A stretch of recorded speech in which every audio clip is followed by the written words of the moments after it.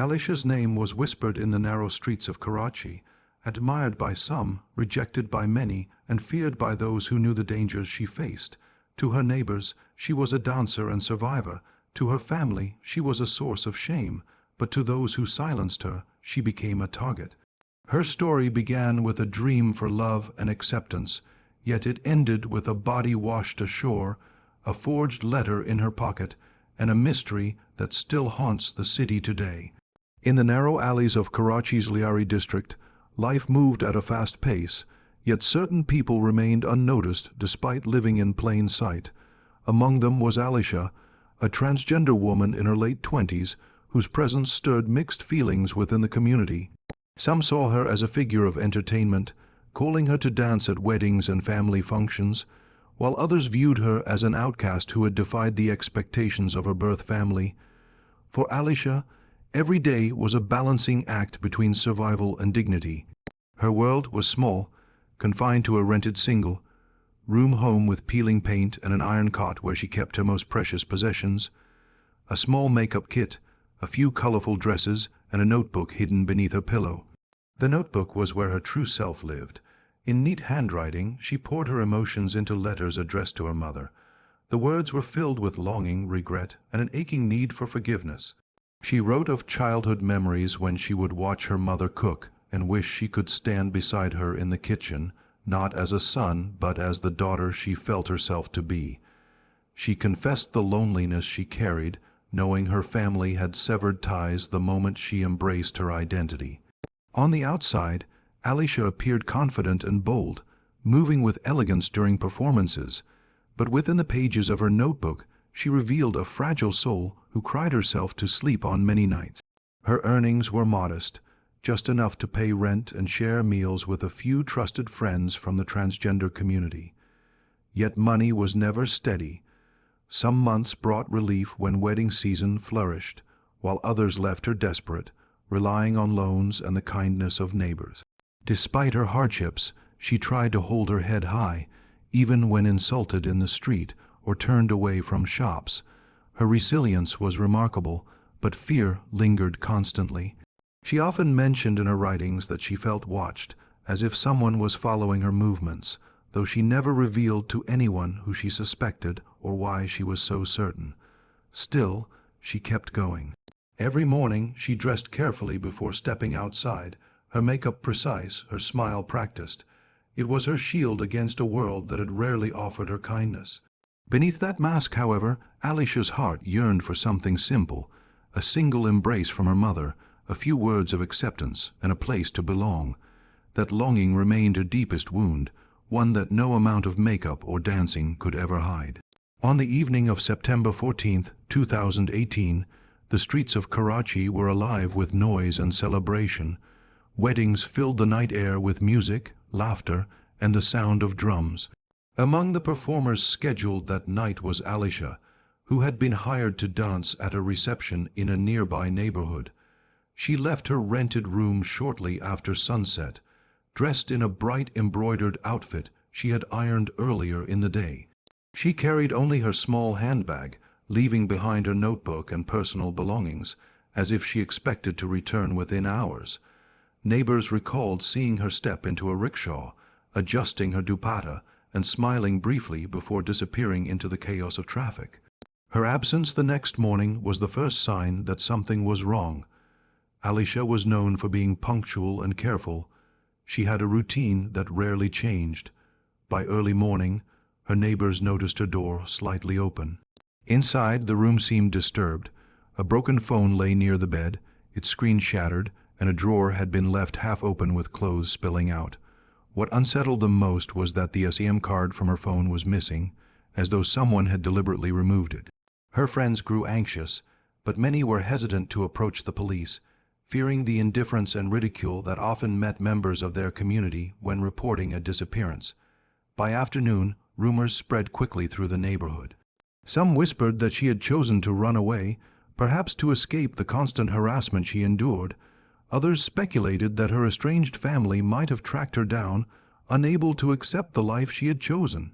A few went further, suggesting that she had become a target of local extortion gangs, known for demanding money from transgender performers in exchange for protection. Alishah herself had mentioned such threats in private conversations, but her warnings were often brushed aside as paranoia. When the matter reached the local police station, it was treated casually. The initial report noted her as a missing person, but suggested she had likely left on her own. Officers labeled it a personal matter, not requiring immediate attention. For days, her friends and fellow performers waited anxiously for news, returning to her room to search for clues, but finding only silence. What might have been an ordinary night of performance had suddenly turned into a mystery with no clear answers. In the quiet of her abandoned room, the open notebook and untouched belongings stood as the only reminders of her presence, while outside, the streets buzzed with speculation about where she had gone and who might be responsible. 5 days after Alishah's disappearance, the sea delivered a grim revelation. At dawn, fishermen near Hawke's Bay noticed a bundle tangled among the rocks, half submerged by the tide. At first glance, they thought it was discarded fabric, but as they drew closer, the shape became undeniable. Wrapped tightly in a blood-stained bed sheet was the body of a woman. The news spread quickly, drawing curious onlookers until the police arrived to secure the area. When officers carefully unwrapped the sheet, the horrifying truth was revealed. It was Alishah. Her body bore clear signs of suffering. Rope marks circled her wrists as though she had been bound for hours, possibly days. Her face was bruised, her lips cut, and her makeup smeared across her cheeks, as if tears and struggle had erased the carefully drawn lines. Deep contusions marked her arms and legs, and there were signs of strangulation. The brutality spoke of more than a random act. It was calculated, deliberate, and intended to send a message. Among the few personal traces found on her was a folded sheet of paper tucked into the pocket of her dress. On it, in neat handwriting, were words addressed to her mother.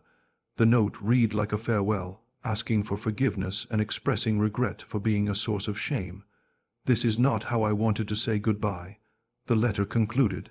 At first, investigators and media outlets accepted it as a suicide note, framing the death as a desperate act of someone unable to bear the weight of rejection and humiliation. Yet, doubts emerged almost immediately. Activists and members of the transgender community who knew Alishah well insisted she had never expressed suicidal intentions. They pointed out her plans for future performances and her habit of saving money to eventually open a beauty salon. To them, the letter did not sound like her voice, but rather a forced attempt to close the case quickly. Forensic examiners soon noticed discrepancies as well. Though the handwriting was similar to Alishah's, certain strokes appeared inconsistent with her earlier journal entries, raising the possibility that someone else had imitated her writing. The discovery shocked the community and ignited protests demanding justice. For many, the staged letter felt like an insult to her memory, an effort to erase the brutality of her final hours and present them instead as a choice she had willingly made. The waves that carried her body ashore had brought not only a tragedy into the light, but also a mystery that grew deeper with every unanswered question. The investigation into Alishah's death began under heavy public pressure. Activists gathered outside the police station, holding her photograph and demanding that her case be treated as murder rather than suicide. Reluctantly, the authorities reopened their files and started to examine the evidence more carefully. The first breakthrough came from her phone records, which revealed that her last call on the night she vanished was to an unregistered number. The call lasted only a few minutes, and the number was traced to a fake identity card, a tactic often used by local gangs. This discovery shifted suspicion from suicide to something far more sinister. CCTV footage from the wedding hall where she had performed added another layer of intrigue. Cameras captured Alishah leaving the building just after midnight, not alone, but in the company of 2 men. Their faces were partially obscured by caps, and neither could be identified. The footage ended as the trio walked toward a parked vehicle. No further trace of them appeared on cameras along the adjoining streets. The vehicle itself was never located, raising suspicions that someone with influence had intervened to erase the trail. As investigators dug deeper, They began speaking to other transgender performers who lived and worked in the same areas as Alishah. Many shared chillingly similar stories of receiving threatening phone calls demanding money in exchange for protection at events. Those who refused to pay were often harassed, attacked, or barred from performing. Several performers admitted that Alishah had been targeted repeatedly and had confided that she was on her final warning.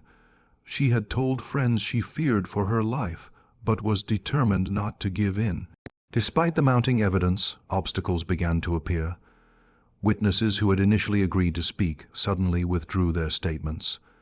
One performer who had claimed to recognize the men from the CCTV footage later denied ever making such an identification.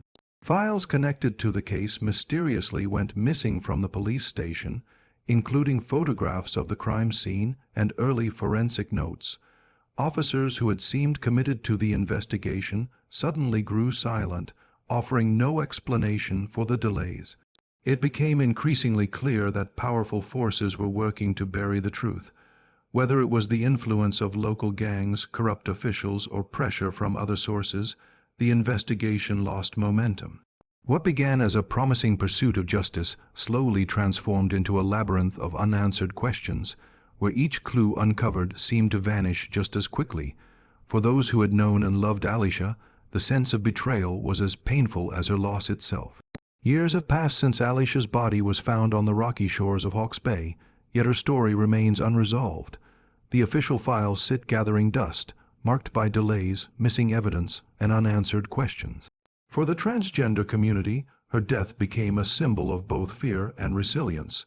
They marched in the streets holding her photograph, chanting her name, demanding that her killers be identified. But as time wore on, the crowds grew smaller, and the silence surrounding her case grew heavier. Many theories continue to circulate. Some believe that the local extortion gangs orchestrated her death, punishing her for refusing to pay for their so-called protection.